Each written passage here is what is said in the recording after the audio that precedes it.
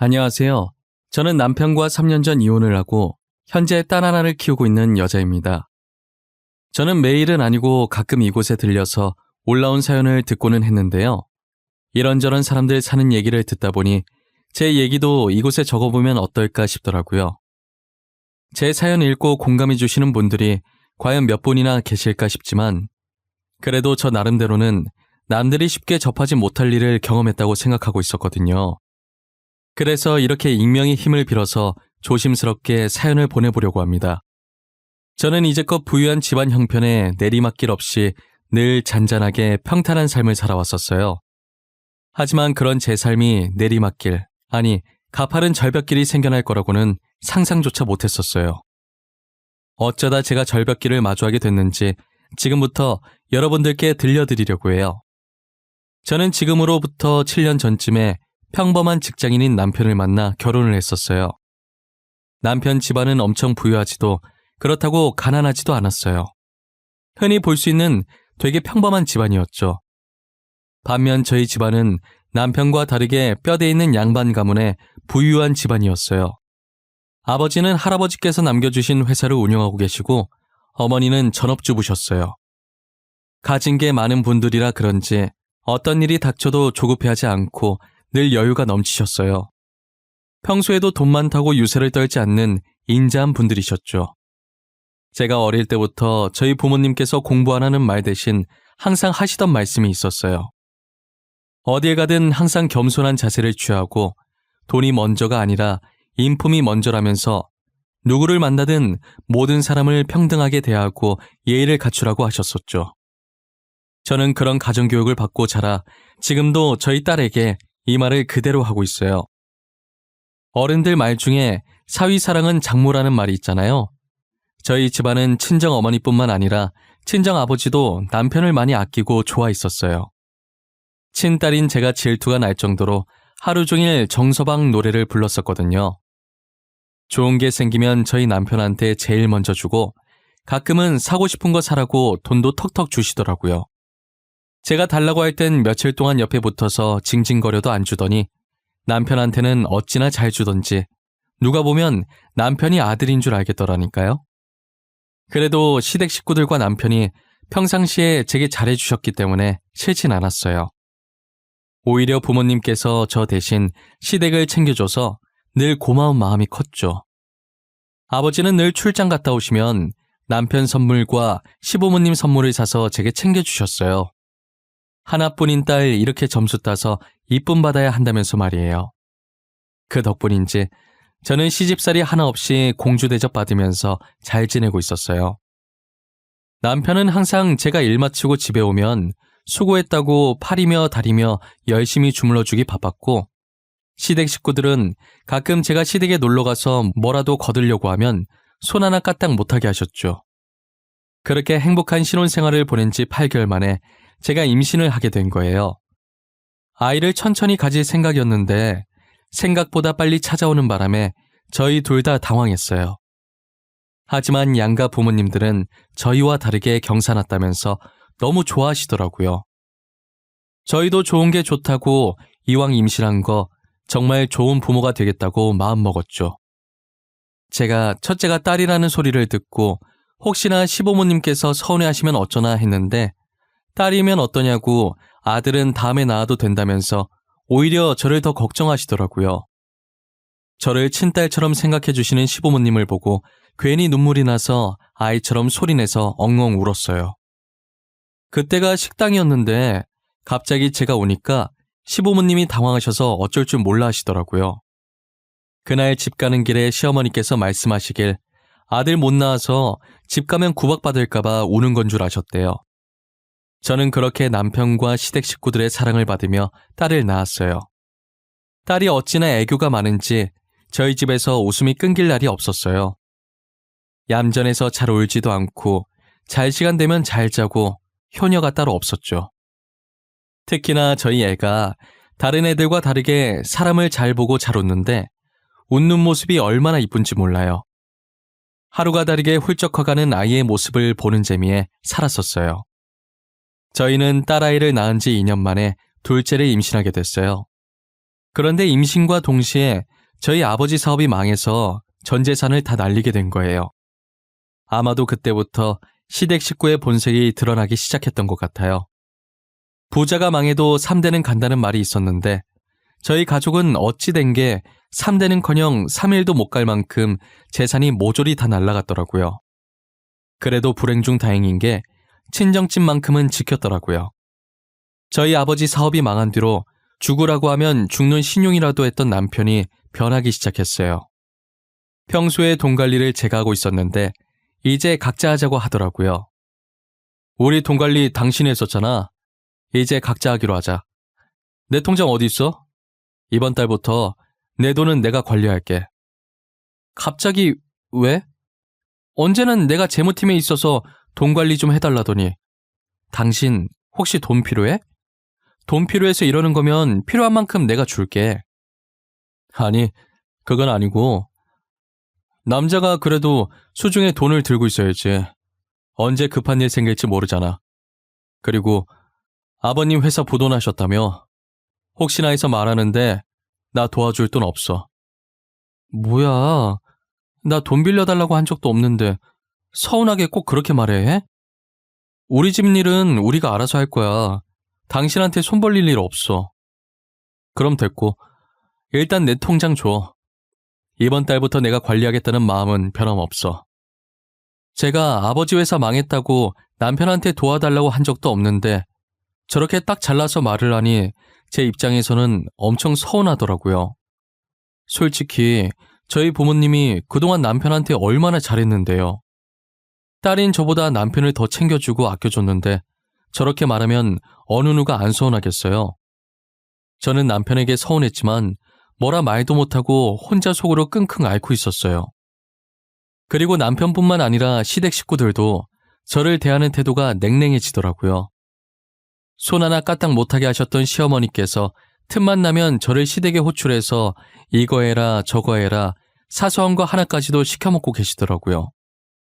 임신 초반이라 조심해야 한다고 했지만 두 번째 임신은 괜찮다면서 정말 말도 안 되는 억지를 부리시면서 저를 시켜먹는 거예요. 그리고 저 하나로 모자라 첫째 딸한테도 막대하는 게 보이기 시작하면서 뱃속에 있는 아이도 딸이라고 할까봐 겁나서 일부러 아이 성별도 묻지 않았어요. 시어머니는 또 저를 호출하셔서 친구들 올 거니 빨리 와서 음식을 만들라고 하시더라고요. 하필 제가 첫째랑 다르게 둘째를 가졌을 때 입덧이 심했었어요. 음식을 만드는데 저도 모르게 계속 헛구역질이 나오더라고요. 이게 참으려고 해도 참아지는 게 아니잖아요. 그래도 저 나름대로 한번 참아보겠다고 이를 악물고 있었는데 시어머니께서 잠깐 제가 헛구역질하는 소리를 듣고선 들고 있던 소쿠리를 제 쪽으로 던지시더라고요. 더럽게 음식 만들면서 뭐하는 짓이야? 왜? 아주 토를 해라 토를 해. 지금 내가 음식 좀 만들라고 했다고 시위하는 거야? 어머님 죄송해요. 제가 입덧이 심해서 참아보려고 했는데 참아지지가 않아서요.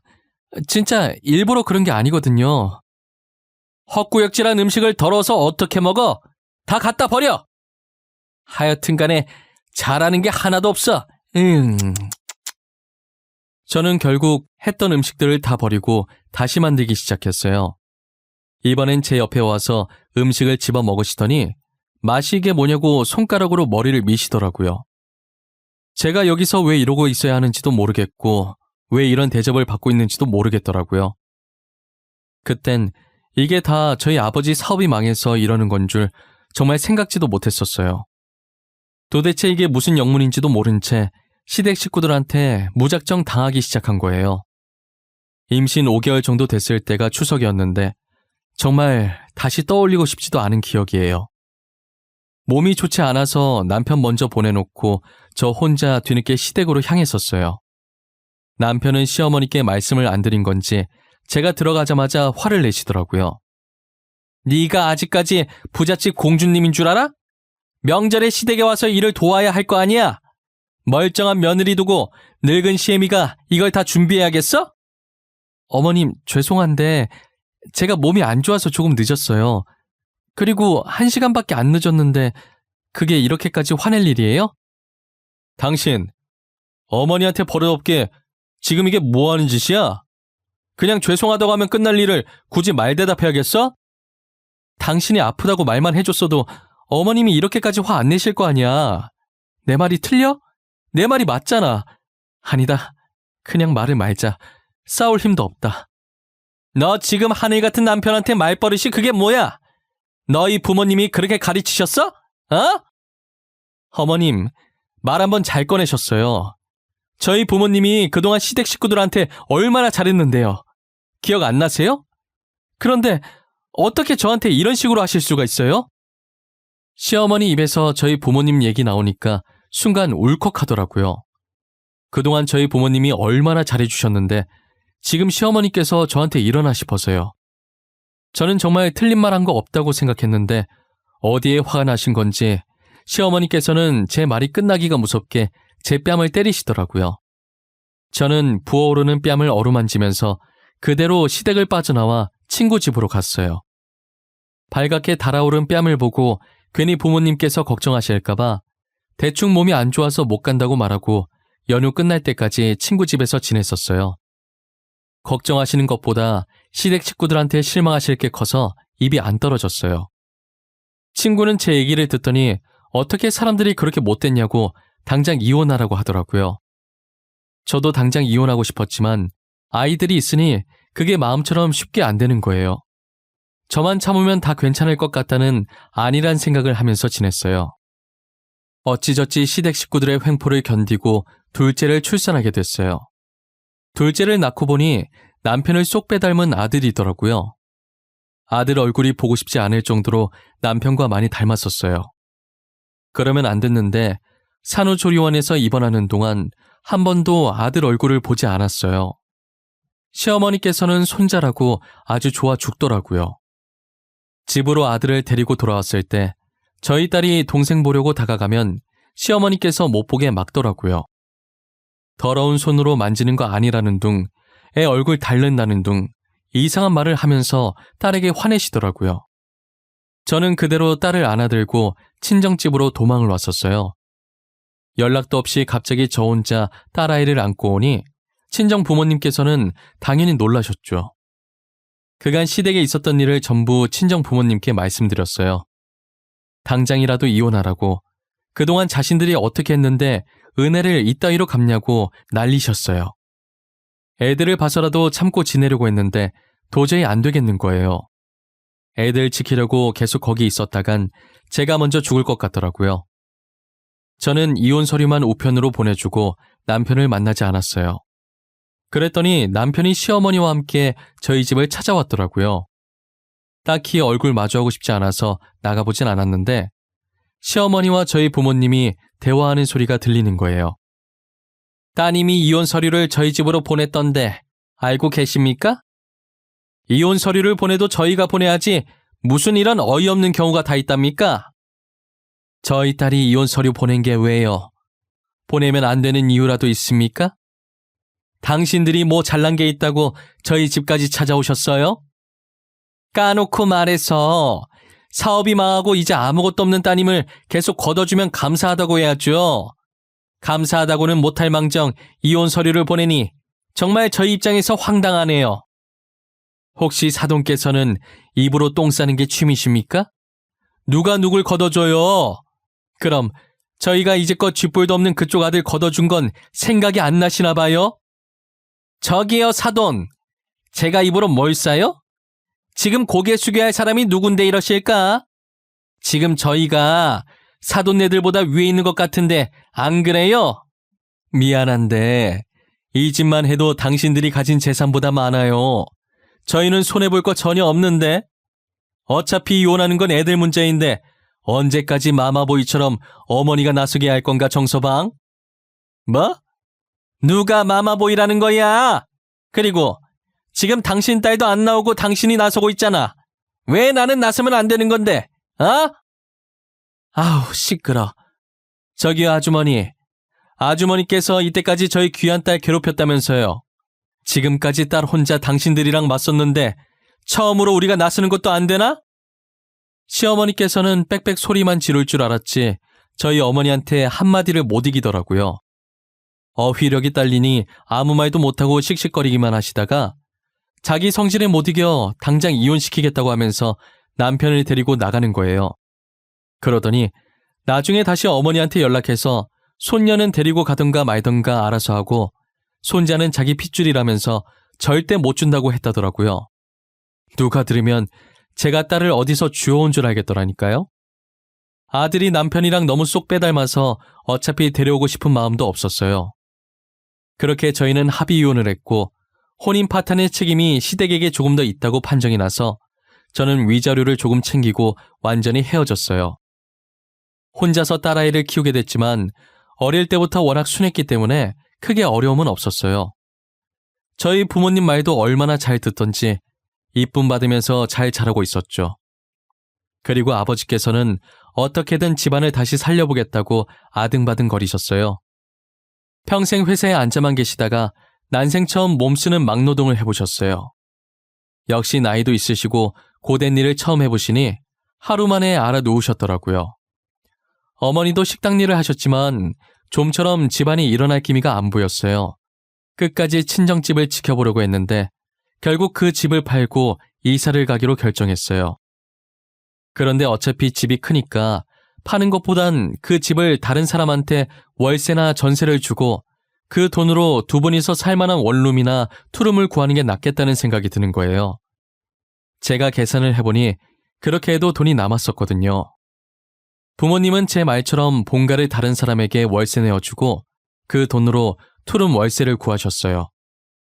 그리고 저희는 이사갈 준비를 하려고 짐을 싸고 있었죠. 이삿짐 정리를 하는데 서랍 안에 자물쇠로 잠긴 낡은 상자가 하나 나오더라고요. 자물쇠 비밀번호를 알아야 하는데 아무도 비밀번호를 몰라서 결국 칼로 상자를 잘라버렸어요. 낡은 상자 속엔 상자만큼이나 낡은 땅 문서가 들어있었어요. 그것도 하나가 아니라 둘이나 들어있더라고요. 할아버지가 몰래 숨겨놓으셨던 땅 같았는데 명의를 보니 제 이름으로 되어 있더라고요.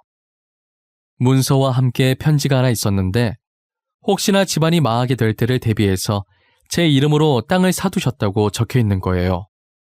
할아버지는 정말 몇 수 앞을 내다보고 계셨던 건지 저희 부모님이랑 편지를 보면서 감탄했어요. 현재 그 땅 시세가 얼마나 될까 궁금해서 알아보니 현재 하늘을 찌르고 있더라고요. 제가 곰곰이 생각해보니 요즘 들어서 자꾸 저한테 땅 팔라는 전화와 문자가 왔었는데 저는 당시에는 단순하게 신종 보이스피싱인 줄만 알았었어요. 아버지 사업하고 있을 때 연락 왔으면 아버지가 가지고 있는 땅 때문에 일어나 라고 생각했을 텐데 현재 사업 말아먹어서 다 잃었는데 무슨 땅을 말하나 싶었거든요.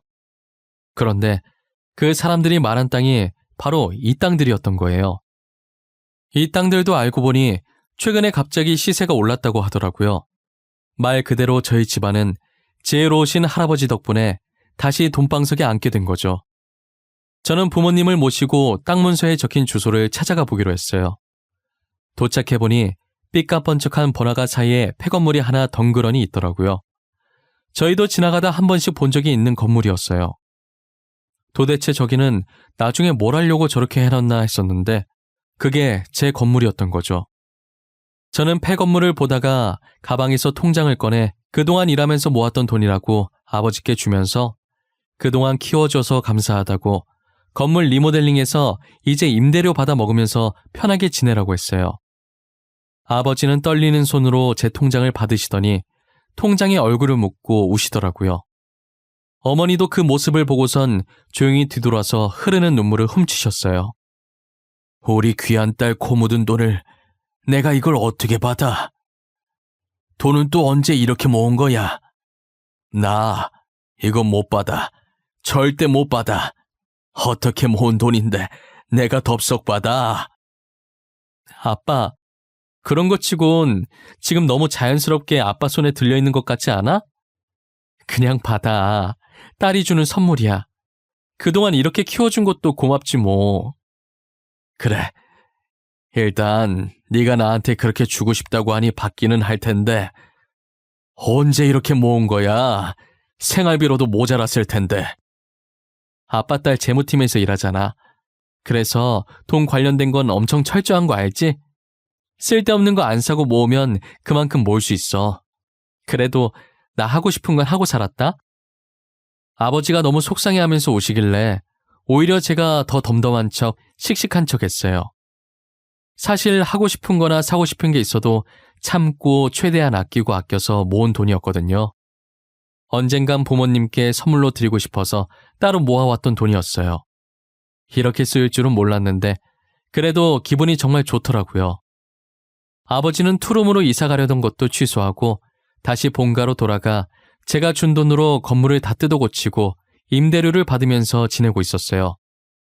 딸이 선물해준 건물이라면서 어찌나 애지중지 여기시던지 제가 용역업체를 쓰라고 해도 본인들이 직접 청소하겠다고 고집을 피우더라고요. 아무리 말해도 안 들으셔서 결국 저도 두 손 두 발 다 들었어요. 그러다 예기치 못한 장소에서 평생 마주치고 싶지 않았던 사람들을 마주하게 됐는데요. 모두가 예상하셨듯 그 사람들은 바로 저희 전 남편과 전 시어머니셨어요. 그날도 어김없이 청소하러 나가셨다는 말에 같이 점심 먹으려고 부모님을 찾아갔어요. 제가 건물 앞에 거의 다다랐을 때 어느 한 식당에서 전 남편과 전 시어머니가 나오더라고요. 알고 보니 저희 건물 옆에 새로 생긴 식당이 전 남편 가게였어요. 저는 그 두 사람을 보고 멈칫했고 그들도 저를 보고 걸음을 멈추더라고요. 마침 저희 부모님께서도 청소가 끝나셨는지 청소용품을 들고 나오고 계셨어요. 드라마도 아니고 어쩜 그렇게 타이밍이 절묘한지 모르겠어요. 고무장갑을 낀 채 청소용품을 들고 나오는 저희 부모님을 본 전 시어머니께서는 한쪽 입꼬리를 올리면서 팔짱을 끼고 저희에게 다가오더라고요. 어머, 이게 누구야? 사돈, 아참, 이제 아니지? 아주머니께서 여긴 어쩐 일이세요? 이 건물에서 청소하시나 봐요. 혜지야, 어디서 개 짖는 소리 안 들리니? 똥개가 앞에 있나 왜 이렇게 시끄러워? 저기요 아주머니, 아주머니 가던 길이나 계속 가세요. 저희 아세요? 자존심은 여전하시네. 그쪽 꼴 보니 저도 아는 척하고 싶지 않아요. 부잣집 사모님께서 어쩌다 남의 건물 청소나 하고 계실까? 내가 건물 청소를 하든 뭘 하든 뭔 상관이시래? 그쪽은 엄청 대단한 일 하고 있나 봐요. 저희가 이번에 식당 하나 차렸거든요. 옆에 있는 저 식당인데 언제 한번 드시러 오시던가. 아, 맞다. 저희 가게 메뉴가 좀 비싼데 드시러 오실 수 있을지 모르겠네. 전 시어머니의 막대먹은 성격은 예나 지금이나 여전하시더라고요. 어머니도 만만치 않게 전 시어머니의 말에 한마디도 지지 않으시고요. 저희 가족에 대한 비아냥거림으로 전 시어머니의 입은 쉬질 않으셨어요. 언제까지 하려나 볼참이었는데 저희 건물에서 일하시던 분이 나오시는 순간 전 시어머니의 입에서 더 이상 소리가 새어나오지 않았어요. 사장님들, 오늘도 청소하러 오신 거예요? 진짜 대단하세요. 돈이 그렇게 많으신데 업체 한번 안 쓰시고 매번 이렇게 직접 청소하기 힘들지 않으세요? 에이, 아니에요. 제 건물 제가 청소하는데 뭐가 힘들어요? 안 그래도 저희 딸이 업체 쓰라고 난리더라고요. 생각 안 해본 건 아닌데 저희가 하는 게 마음 편해요. 두 분 다 대단하신 것 같아요. 아, 커피 한 잔씩 드릴까요? 저희가 이번에 신메뉴 개발했거든요. 여기서 일한 지도 1년이 지났는데 이제껏 임대료 한 번을 안 올리시고 정말 너무 감사해요. 아니에요. 지금같이 경기도 안 좋을 때 임대료까지 올리면 자영업자는 뭐 해먹고 살아요. 있는 사람이 좀 도와주고 하는 거죠. 신메뉴 맛이 어떨지 궁금한데 한 잔 마셔볼까요?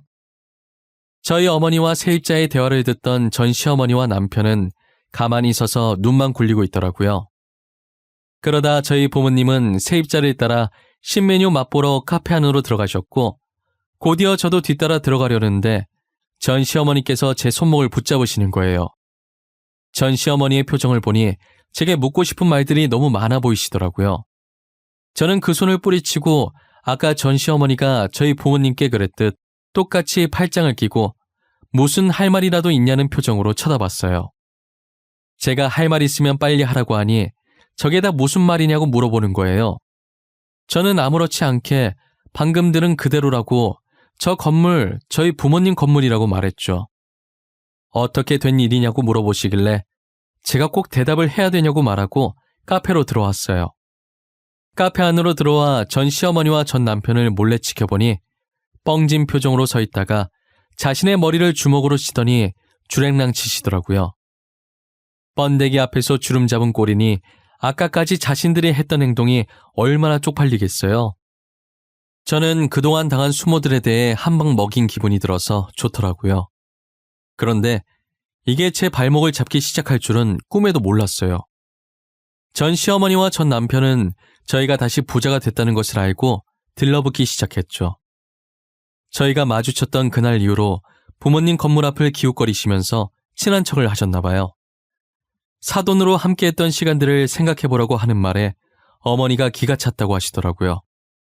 전 시어머니뿐만 아니라 전 남편도 제 회사까지 찾아와서 다시 잘해보자고 하고 난리도 아니었죠. 결국 거머리 같은 시댁 식구들을 피해 부모님은 용역업체에다가 건물 청소를 맡겼고 저는 오랫동안 다니던 회사를 그만두고 다른 회사로 이직을 하게 되었어요. 이제 마주칠 일 없을 거라 생각했는데 저희가 이사를 가지 않았으니 시댁 식구들은 친정까지 와서 들러붙기 시작하더라고요. 어머니는 그럴 때마다 주방에서 소금을 들고 나와 대문 앞에 있는 그들에게 뿌렸어요. 그 정도 했으면 자존심 상하고 지칠 만도 한데 매일같이 찾아오더라고요. 저희는 참다 못해 그 집을 다시 다른 사람에게 세를 주고 이사를 갔어요. 이사를 간 후로는 시댁 식구들을 마주치지 않게 됐고 진작에 이사를 갈 걸 그랬나 싶었어요. 그로부터 반년 뒤에 시댁 식구들의 소식은 뉴스를 통해 알 수 있었죠. 시댁이 운영하던 식당에서 일하던 한 알바생의 고발로 반찬 재사용 논란이 생긴 건데요. 알바생이 찍어놓은 증거 영상을 보니 빼도 박도 못하겠더라고요. 저희 가족은 뉴스를 보며 혀를 찼고 망신살도 이런 망신살이 없었어요. 제 딸도 뉴스를 보면서 그동안 우리한테 했던 짓 때문에 벌 받는 거라고 한마디 거들었어요. 그동안 아빠 없는 자식으로 만들어서 미안했는데 딸도 시댁에 대한 마음이 저와 같았더라고요. 저렇게 뉴스까지 났는데 식당은 잘 될 리 없었고 손님이 완전히 끊겨버리자 식당 문을 닫게 됐어요. 막상 저런 상황이 오니 통쾌하기보다 제 딸아이의 아빠라서 그런지 불쌍하다는 생각이 들었어요. 그러다 저와 딸에게 한 행동을 곱씹으며 상처 준 만큼 돌려받는 것뿐이라고 독하게 마음먹었죠. 지금 저희 가족은 예전보다도 더 잘 지내고 있어요. 딸도 이제 유치원을 다니면서 아빠 없이도 씩씩하게 잘 커주고 있고요. 저와 저희 부모님도 아빠의 빈자리를 못 느끼게 해주려고 노력하고 있어요. 딸이 남편보다 저를 닮았는지 어린 게 똑 부러져서 벌써부터 말을 되게 잘하더라고요. 저는 요즘 딸아이 하나만 바라보면서 열심히 이 각박한 세상을 잘 버티고 있어요. 딸아이를 안 낳았으면, 아니, 딸아이를 안 데리고 왔으면 어쩔 뻔했나 싶어요. 혼자 살겠다고 도망쳐 나왔으면 분명 이렇게 행복하게 살지 못했을 거예요. 저는 딸아이가 지금처럼 저희와 추억 많이 쌓으면서 행복하고 씩씩하게만 자라주었으면 좋겠어요. 공부 못해도 되니까 오래오래 제 옆에 있으면서 건강만 했으면 하는 바람입니다. 여러분들도 실패했다고 바로 좌절하지 마세요. 저희 가족처럼 언젠가는 정말 특별한 행운이 찾아올 거예요. 제 이야기는 여기까지입니다. 여기 계신 모든 분들이 행복한 꽃길만 걸으셨으면 해요. 제 긴 이야기를 들어주셔서 정말 감사하고 늘 건강하세요.